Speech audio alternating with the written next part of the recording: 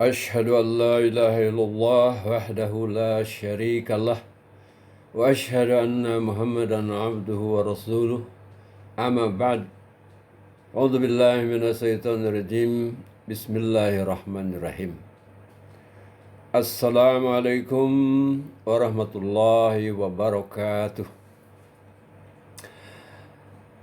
Dalam topik pembahasan sebelumnya telah dijelaskan bahwa sampainya perjalanan seseorang menuju suatu tempat tujuan ada dua. Pertama adalah mengetahui letak tujuan itu, tempat tujuan itu, sebelah mana posisinya, sebagaimana dunia ini ada barat, ada timur, ada utara, ada selatan. Itu yang pertama. Misalnya kita dari Jakarta mau kemana, atau dari Bogor mau kemana, dari Bandung mau kemana, ke kota apa. Tentu dalam perjalanan ini yang pertama mengetahui arah yang benar. Yang kedua adalah mengetahui atau melaksanakan melangkah sesuai dengan arah yang benar. Telah dijelaskan bahwa makna dari mengetahui arah yang benar, letak yang benar adalah memahami secara benar. Kemudian arti dari melangkah adalah melaksanakan pemahaman itu menuju tujuan. Nah, dalam hal ini tujuan peribadahan adalah Allah SWT. Tujuan perjalanannya adalah menuju Allah SWT. Dan keadaan jalan, yaitu jalan yang lurus. Jalan yang lurus adalah garis lurus, adalah garis terpendek yang menghubungkan dua buah titik. Memang benar, ada istilah banyak jalan menuju Roma.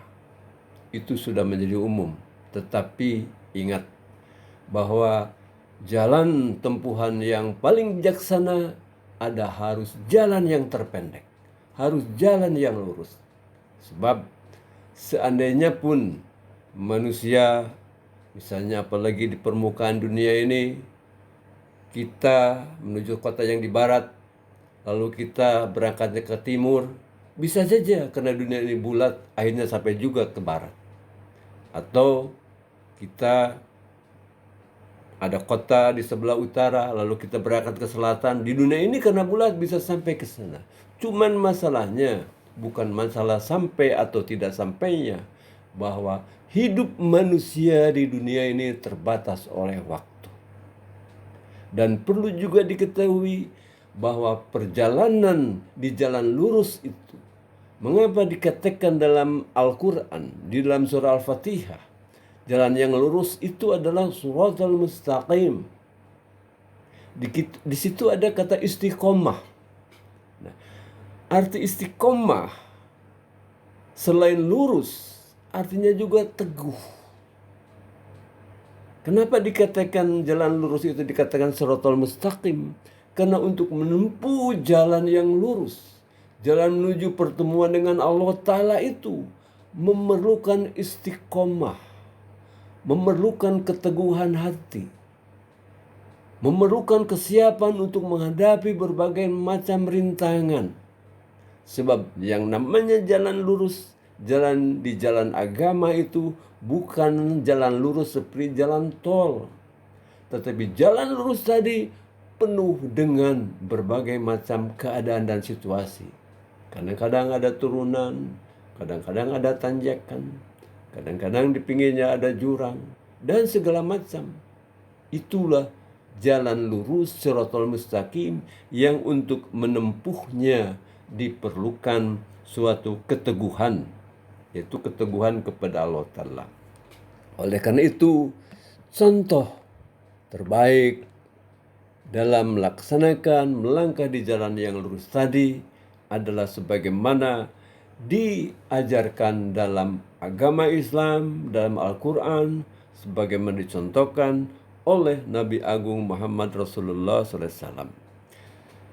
Sebelum ini telah disitir firman Allah SWT kepada Nabi Muhammad SAW. Qul in kuntum tuhibbunallaha fattabi'uni yuhibbukumullah wa yaghfir lakum dzunubakum wallahu ghafurur rahim. Katakanlah ya Muhammad, jika kalian mencintai Allah dan ingin bertemu dengan Allah Ta'ala, maka caranya fattabi'uni, ikutilah sunnahku, ikutilah cara hidupku, maka Allah pun akan mencintai kalian dan Allah pun akan mengampuni kelemahan-kelemahan kalian ketika dalam menempuh jalan lurus itu. Kadang-kadang kalian tersandung, kadang-kadang kalian terpleset. Selama kalian berjihad terus, maka keterpleset itu, ketersandungan itu, jika kalian bangkit lagi, akan mendapat pengampunan Allah SWT. Kenapa? Karena dalam surah lain dikatakan, wa inna ma'al usri yusra, bahwa sesungguhnya bersama dengan kesulitan itu ada kemudahan. Bahwa dalam tantangan itu sebenarnya ada suatu ilmu, ada suatu khazanah pengetahuan. Karena itu ketika menghadapi suatu tantangan, jangan lari. Hadapilah tantangan itu, maka dalam tantangan itu kalian akan memperoleh ilmu-ilmu yang baru. Contohnya, ketika seseorang yang belum mengetahui cara naik sepeda, misalnya, kemudian dia melihat cara orang naik sepeda, dia hafalin, oh begitu ya caranya. Dipegang setangnya, lalu didorong, lalu kita letakkan kaki di pedal sepeda, dorong, lalu kita naik. Itu teorinya naik sepeda. Tapi coba ketika dilaksanakan menaiki sepeda tersebut, ternyata teori dan praktek itu jauh sekali. Karena ketika kita menaiki sepeda itu, ternyata banyak sekali ilmu-ilmu baru yang kita hadapi, yang harus kita kuasai. Pertama, misalnya kita setelah bisa naik ke jok sepeda, kita harus bisa menjaga keseimbangan. Kemudian setelah kita bisa menjaga keseimbangan, kita juga harus mengerti tentang rem, tentang mendayung sepeda. Kemudian ketika kita menghadapi jalan, ternyata di jalan lurus caranya beda, di jalan menurun ternyata beda, di jalan menanjak juga beda. Belum lagi ketika kita membonceng beban, ada lagi ilmu baru, ada lagi ilmu baru. Inilah bahwa ilmu yang bersifat teori itu tidak seimbang dengan dalam prakteknya. Bahwa dalam prakteknya manusia menghadapi rintangan di jalan lurus itu sebenarnya akan menimbulkan khazanah-khazanah baru ilmu pengetahuan. Nah, dalam hal ini contoh yang paling mulia supaya sukses di jalan lurus adalah yang dicontohkan oleh Nabi Agung Muhammad Rasulullah SAW, yakni katakanlah Muhammad kepada mereka yang ingin berjumpa denganku, maka ikutilah aku. Maka bagaimanapun tantangan yang kalian hadapi dalam menghadapi jalan lurus, dalam berjalan di jalan lurus tadi, dalam memerlukan istiqomah keteguhan, insya Allah jika kalian hanya iyyaka na'budu wa iyyaka nasta'in, hanya kepada Engkau, ya hanya Engkau lah ya Allah yang kami sembah, dan hanya kepada Engkau lah kami selalu mohon pertolongan, maka insya Allah kalian dengan karunia Allah Ta'ala, dengan kasih sayang Allah Ta'ala akan mencapai menuju tahap-tahap perjumpaan dengan Allah Subhanahu wa Ta'ala.